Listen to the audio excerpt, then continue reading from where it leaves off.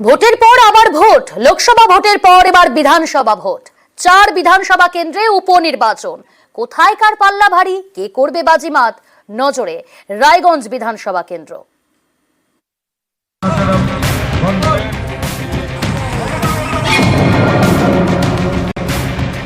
উত্তর দিনাজপুরের রায়গঞ্জ বিধানসভা কেন্দ্র।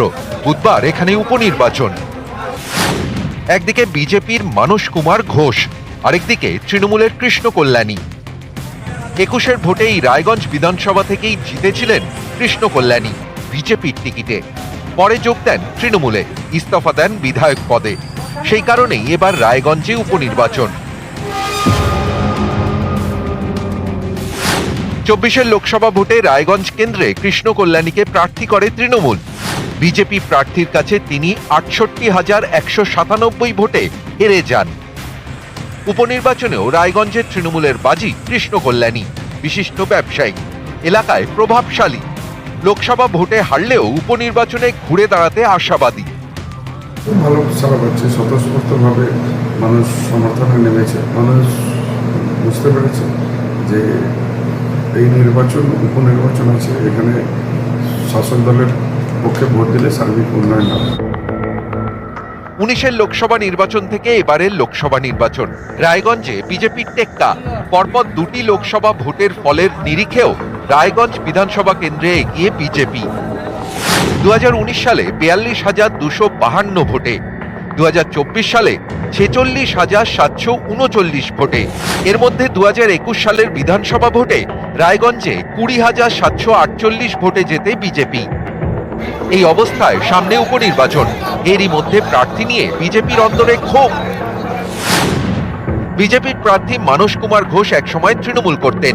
2018 সালে তৃণমূলের টিকিটে রায়গঞ্জ পঞ্চায়েত সমিতির সদস্য হন। পঞ্চায়েত সমিতির সহ সভাপতিও ছিলেন। গত বছর পঞ্চায়েত ভোটের আগে বিজেপিতে যোগ দেন মানস। তাকেই এবার উপনির্বাচনে প্রার্থী করেছে বিজেপি। প্রার্থী ঠিক হতেই পদত্যাগ করেন বিজেপির উত্তর দিনাজপুরের জেলা সভাপতি বাসুদেব সরকার, যদিও তার পদত্যাগপত্র নেতৃত্ব গ্রহণ করেনি। উপনির্বাচনে বিজেপি প্রার্থীর হয়ে প্রচারে নামেন বাসুদেব। অনেকেই বলছেন ঘরের সমস্যা মেটাতে পেরেছেন মানস। এরপর সমস্যা শুরু হয়েছে বাইরে। রবিবার তার বিরুদ্ধে বিক্ষোভ দেখানো হয় রায়গঞ্জ রাজবাড়ির সামনে। রাস্তায় টায়ার জ্বালিয়ে চলে বিক্ষোভ। অভিযোগ, পঞ্চায়েত সমিতির সহ সভাপতি থাকার সময় বড়সড় আর্থিক দুর্নীতি করেছেন মানস কুমার ঘোষ। শ্মশানের উন্নয়নের জন্য বরাদ্দ 10 লক্ষ টাকা আত্মসাৎ করেন। মানস ঘোষ সম্বন্ধে অনেক লোক অনেকভাবে জানতেন না। একের পর এক দল বদলিয়ে ওখানকার টাকা ফাঁক করে এলো তৃণমূল কংগ্রেসে। কিষাণ মান্ডির টাকা, পঞ্চায়েত সমিতির টাকা, টোটাল টাকা ফাঁক করে যখন দেখলো আর খাওয়ার কোনো জায়গা নেই, উনি বিজেপিতে আসলেন। নির্বাচনী লড়াইয়ে আমার সাথে পেরে উঠছে না, জনসংযোগে আমার সাথে পেরে উঠছে না, তাই এখন একটা রাস্তা উনি নিয়েছেন। 2018 দিকে 23 সাল অবধি ছিলাম, 18 দিকে 23 সাল অবধি তৃণমূল কংগ্রেসের মনে পড়েনি। 2024 সালে নির্বাচনের 3 দিন আগে মনে পড়েছে যে দুর্নীতি হয়েছে। বিজেপির এই গড় বিজেপিরই থাকবে, জেতার ব্যাপারে আমরা 100% আশাবাদী। তৃণমূলের প্রাক্তন পঞ্চায়েত সমিতির সদস্য এখন বিজেপির প্রার্থী, আর প্রাক্তন বিজেপি বিধায়ক তৃণমূলের প্রার্থী। এ নিয়েই জমজমাট রায়গঞ্জের উপনির্বাচন। বুধবার রায় দেবে রায়গঞ্জ, ফল ঘোষণা শনিবার। রায়গঞ্জ থেকে মুক্তা সরকার, নিউজ 18 বাংলা। মতুয়া প্রভাবিত আসন বাগদা। 2019 থেকে বাগদায় বিজেপির টেক্কা। উপনির্বাচনে বাগদা পেতেই মরিয়া টিএমসি। বাগদা ধরে রাখতেই বিজেপি কোমর কষেই ময়দানে। 10ই জুলাই রায় দেবে বাগদাবাসী। 10ই জুলাই রাজ্যে 4 বিধানসভা আসনে উপনির্বাচন। এর মধ্যে অন্যতম উত্তর 24 পরগনার বাগদা, যা পড়ে বনগা লোকসভা কেন্দ্রের মধ্যে। 19-এর লোকসভা নির্বাচন থেকে এবারে লোকসভা ভোট। বারবার তৃণমূলের ব্যথা বাড়িয়েছে বাগদা। অন্যদিকে বাগদা ধরে রাখতে বিজেপি মরিয়া। এই অবস্থায় 10 তারিখ ভোট। 19-এর লোকসভা ভোটের নিরিখে বাগদা বিধানসভা আসনে 24,457 ভোটে তৃণমূলের থেকে এগিয়েছিল বিজেপি। 21-এর বিধানসভা ভোটে বাগদায় তৃণমূলকে 9,792 ভোটে হারায় বিজেপি। 24-এর লোকসভা ভোটেও বাগদা থেকে 20,000-এর বেশি ভোটে এগিয়ে বিজেপি। এবার উপনির্বাচন। বাগদা ছিনিয়ে নিতে মরিয়া তৃণমূল।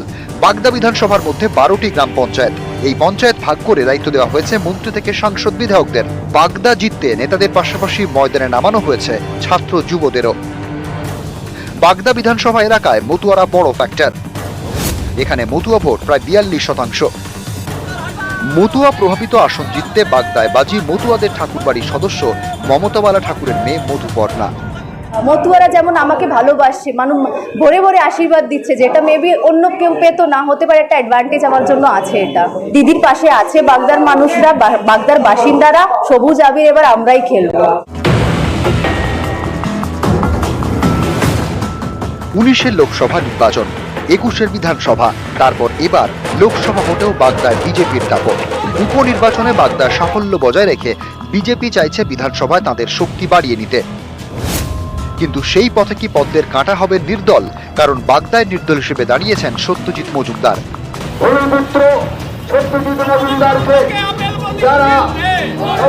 তিনি এলাকায় পুরনো বিজেপি কর্মী হিসেবে পরিচিত। তার উপর মতুয়া প্রভাবিত এলাকা হলেও বাগদায় নাগরিকত্ব নিতে তেমনভাবে সাড়া পড়েনি বলেই জানা গিয়েছে। এসব কি উপনির্বাচনে বিজেপির বিরুদ্ধে যাবে? আমরা প্রচারে অনেকটা এগিয়ে আছি, কারণ বাগদা বিজেপির শক্ত ঘাঁটি, এটা সবাই জানে।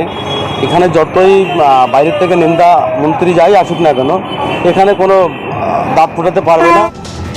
শেষ পর্যন্ত বাগদায় কে বাজি মারবে জানা যাবে 13ই জুলাই।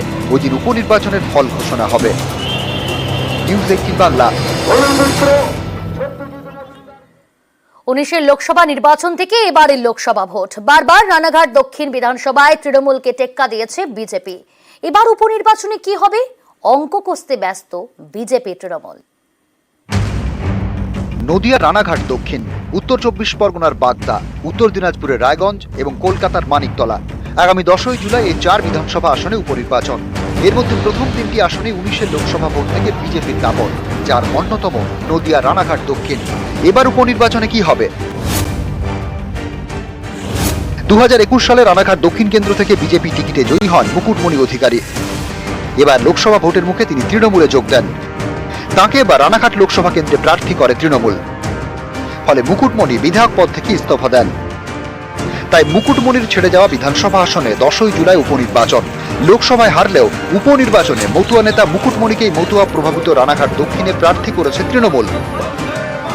লোকসভাতে যিনি প্রার্থী ছিলেন তিনি বিধানসভার প্রার্থী, ফলে একটা পরিচিত মুখ। লোকসভাতে সেই সমস্ত কর্মীদের কাঁধে হাত রেখে পায়ে পা চালিয়ে একসাথে কণ্ঠে কণ্ঠ মিলিয়ে প্রচারটা হয়েছিল। ফলে প্রার্থীর দিক থেকে আরেকটা সুবিধা হচ্ছে এবং কর্মীদের দিক থেকেও একটা সুবিধা হচ্ছে যে বন্ডিংটা তো হয়ে আছে।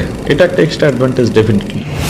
19-এর লোকসভা ভোটের নিরিখে রানাঘাট দক্ষিণ বিধানসভা আসনে 44,931 ভোটে তৃণমূলের থেকে এগিয়ে ছিল বিজেপি। 21-এর বিধানসভা ভোটে রানাঘাট দক্ষিণে তৃণমূলকে প্রায় 16,500 ভোটে হারায় বিজেপি। 24-এর লোকসভা ভোটেও রানাঘাট দক্ষিণ থেকে প্রায় 37,000 ভোটে এগিয়ে বিজেপি। এবার উপনির্বাচনে রানাঘাট দক্ষিণ ধরে রাখতে মরিয়া বিজেপি।